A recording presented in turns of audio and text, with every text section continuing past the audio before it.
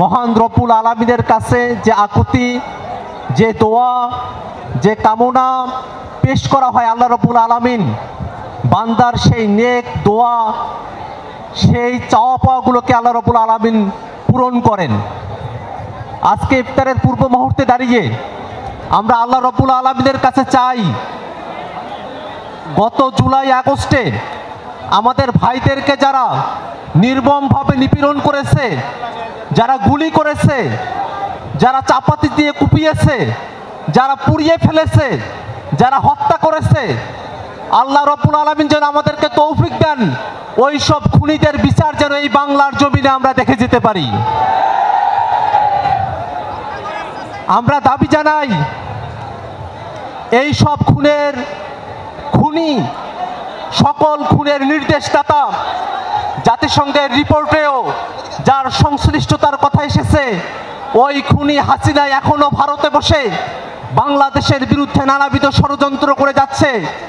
আমরা অন্তর্বর্তীকালীন সরকারের কাছে দাবি জানাই, আজ আহত এবং শহীদ পরিবারের পক্ষ থেকে আমরা দাবি জানাই, অতি দ্রুত শেখ হাসিনাকে দেশে ফিরিয়ে নিয়ে এসে বিচারের মুখোমুখি কাঠগড়ায় দাঁড় করাতে হবে। যদি শেখ হাসিনাকে বাংলাদেশে ফিরিয়ে নিয়ে আসা না যায়, তাহলে আন্তর্জাতিক পরিমণ্ডলে হলেও আন্তর্জাতিকভাবে শেখ হাসিনার মানবতা বিরোধী অপরাধের বিচার সম্পূর্ণ করতে হবে। এই বিচার প্রক্রিয়ার সঙ্গে বাংলাদেশের বিচার বিভাগ জড়িত, বাংলাদেশের সচিবালয় জড়িত, বাংলাদেশের সকল প্রতিষ্ঠানগুলো জড়িত।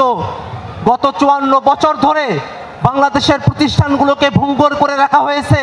এই প্রতিষ্ঠানগুলো জনগণের সেবাদায়ী প্রতিষ্ঠান হিসেবে থাকতে পারে নাই।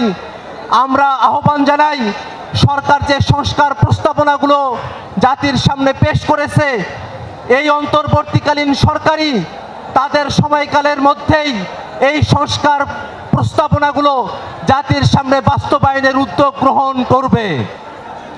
আমরা সরকারের কাছে দাবি জানাবো, কোনো প্রকার ছলছাতুরির মধ্য দিয়ে, শুধুমাত্র নির্বাচনের আলাপের মধ্য দিয়ে সংস্কার এবং বিচারের যে দাবি, সেই দাবি থেকে জনতাকে পিছুপা করে রাখা সম্ভব নয়।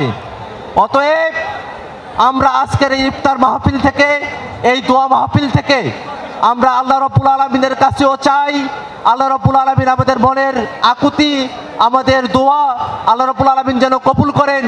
একই সাথে আমরা শহীদ পরিবার, আহত যোদ্ধা এবং জাতীয় নাগরিক পার্টির যারা সদস্যবৃন্দ আছি, আমরা রাজপথে হাজির থেকে এই খুনি হাসিনার বিচার এবং বাংলাদেশ রাষ্ট্রটিকে গড়বার জন্য যে সংস্কার প্রয়োজন, সেই সংস্কারের জন্য আমরা রাজপথে আমাদের হাজিরা অব্যাহত রাখবো। এই ঈদে জামা জুতো অ্যাক্সেসরিজের ডিসকাউন্ট।